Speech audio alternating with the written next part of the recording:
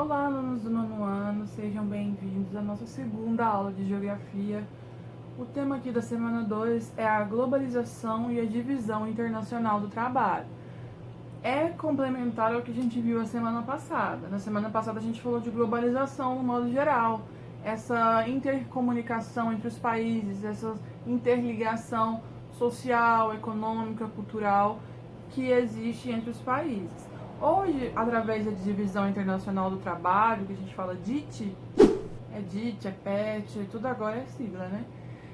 Através da DIT, nós vamos entender qual que é o papel de cada país aí nessas relações econômicas estabelecidas. Tudo bem? Vamos lá?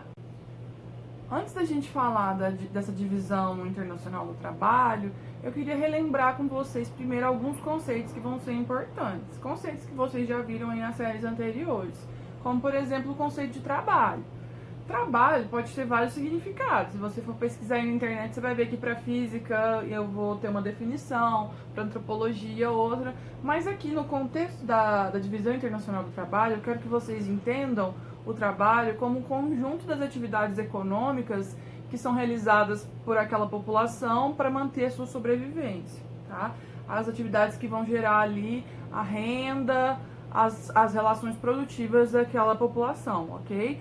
Não confunda com emprego, né? Emprego aí seria o cargo que uma pessoa tem em uma empresa, né? Uma instituição que vai dar um salário em troca. A gente está falando de trabalho de uma forma mais ampla, tudo bem? Outra coisa que é importante a gente relembrar é o que é matéria-prima e produto. Matéria-prima, né? Prima, a gente vamos lembrar lá de primeiro. É a base que eu vou utilizar para fazer outra coisa. Por exemplo, um tecido. Do que é feito o tecido? De uma matéria-prima. Pode ser, por exemplo, o algodão, certo? E o produto é o resultado de um processo que transformou a matéria-prima em outra coisa. Nesse caso do tecido, o tecido é o produto resultado da transformação do algodão, tudo bem?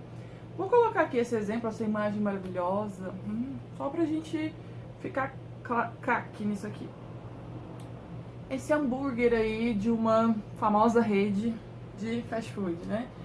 Eu consigo ver que a matéria-prima para fazer este produto veio de várias atividades diferentes. Lembra das atividades produtivas que a gente tinha? O grupo de atividades? Agricultura, pecuária, extrativismo como atividades primárias. A indústria como atividade secundária. E o comércio e a prestação de serviços como atividades terciárias, certo? Quando eu olho para esse produto aí, por exemplo, o pão. O pão veio da farinha, a farinha veio do trigo, né? Então, o pão veio aí de um processo provavelmente industrial, que por sua vez utilizou matérias-primas vindas da agricultura. Quando eu falo aí dos vegetais, né? Veio também da agricultura. Eu tenho o hambúrguer, veio da carne aí, passou por um processo industrial. Antes disso veio lá da pecuária, certo? E o papel aí embaixo também, resultado da indústria. E isso é vendido num comércio, certo? Como lá eu tenho os atendentes, eu tenho os prestadores de serviço ali que fazem com que essa venda aconteça. Então, olha quantas atividades, quantas pessoas, quantos processos estão envolvidos num simples hambúrguer. Então, agora que eu já lembrei o que é trabalho, eu já lembrei o que é matéria-prima e produto, vamos entender como é que a divisão do trabalho está organizada aí no mundo. Antes disso, vamos entender o que é, né, o conceito dessa divisão. Olha aí, sistema de relações entre os países através dos processos de produção e desenvolvimento econômico. É o que eu disse. Que país faz o quê? Então, num processo produtivo, um país vai contribuir mais com a base da produção, outro vai contribuir mais com o processo de transformação. Vamos entender para frente aí qual é o lugar de cada país nessa divisão do trabalho. Então, representa as trocas comerciais e financeiras, não estamos falando apenas de produtos, estamos falando de recursos, de investimentos também, entre os países, traduzindo a economia mundial. e cada país desempenha um papel específico neste sistema. Então, vamos entender aí qual que é o papel de cada país aí nesse sistema de troca. É importante a gente perceber que ao longo do tempo a gente teve vários formatos dessa divisão. Não é uma divisão que se perpetua. Embora a gente vai ver que muda os nomes, mas os países ali ficam mais ou menos sempre na mesma posição. Como que muda isso? De acordo com a fase do capitalismo que a gente estuda, tá? A primeira fase que a gente vai analisar é a fase do capitalismo comercial. Esse período, que é do século XV e XVI, se trata ali das grandes navegações, dos descobrimentos, né, do período colonial.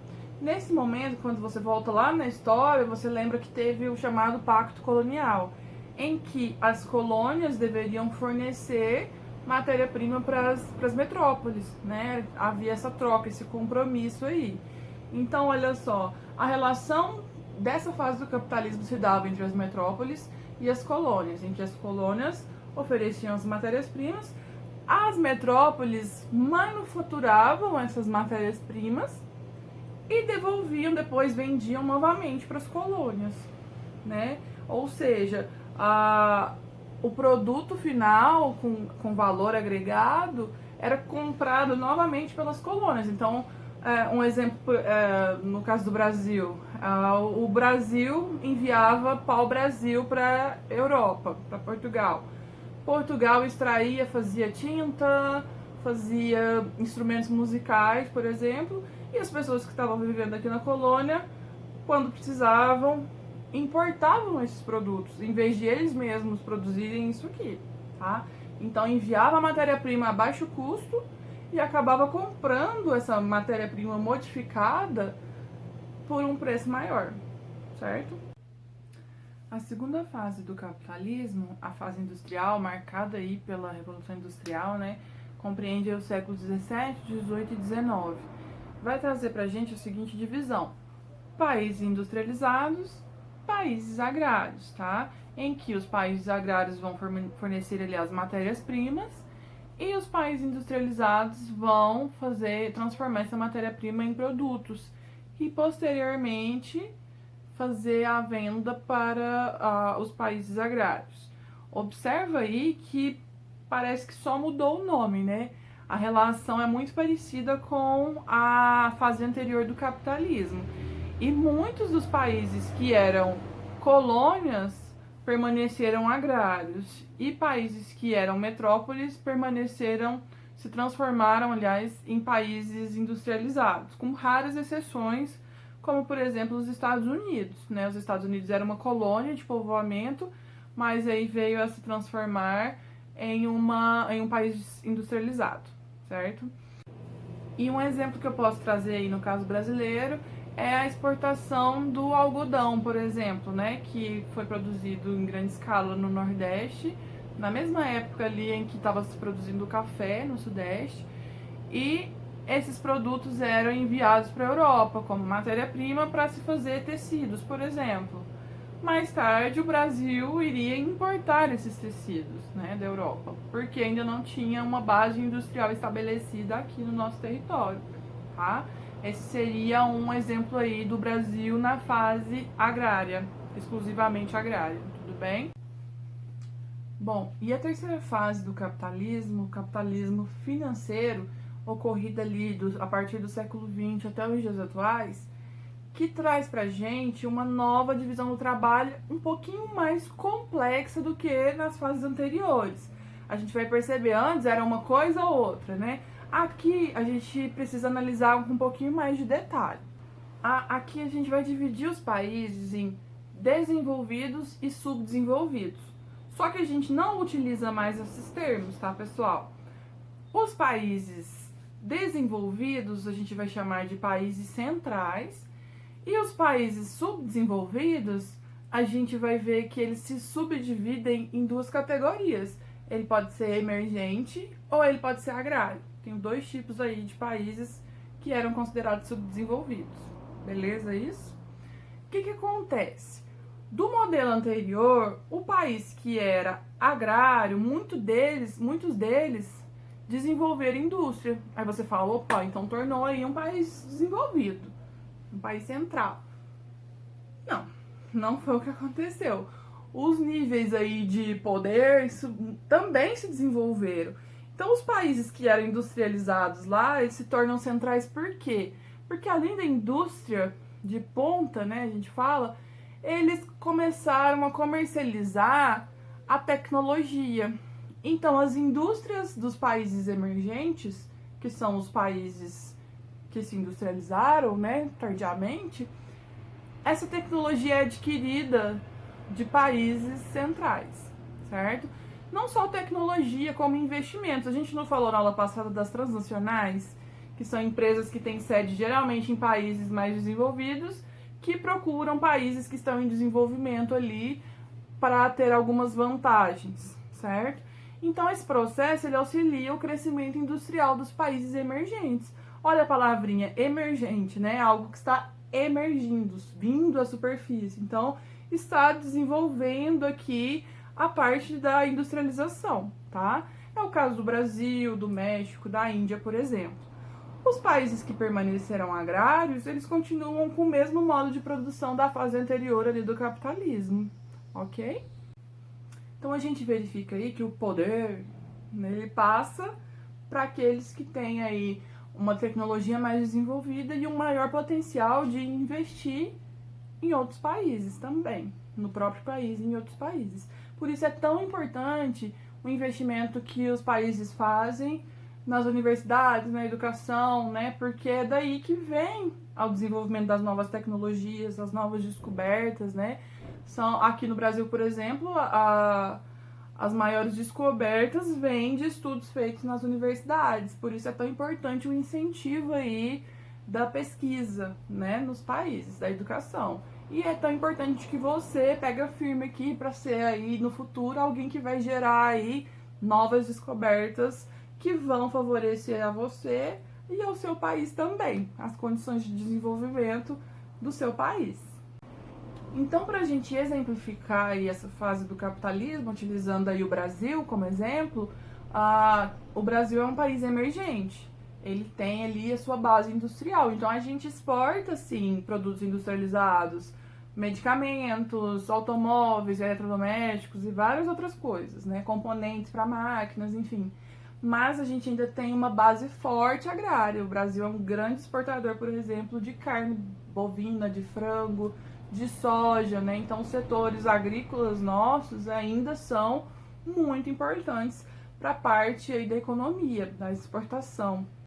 E os países centrais continuam exportando aí pra gente tecnologias que a gente utiliza na fabricação dos nossos produtos, às vezes até no nosso setor agrário aí também, né?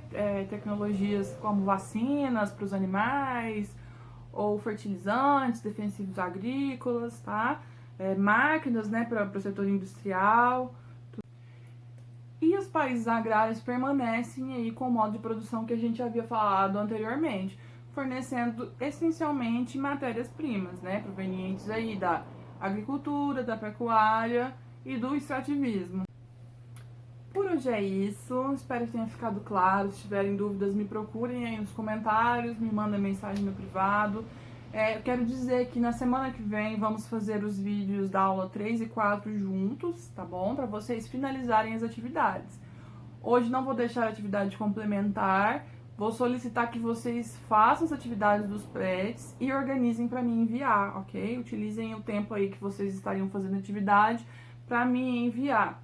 Eu enviei para os meus alunos um link do Drive aí para vocês colocarem na pasta com o seu nome, ok? Então, até o final da semana que vem, dia 12 de junho, estou aguardando receber aí os trabalhos de vocês, tá bom? Um grande abraço e até a próxima aula.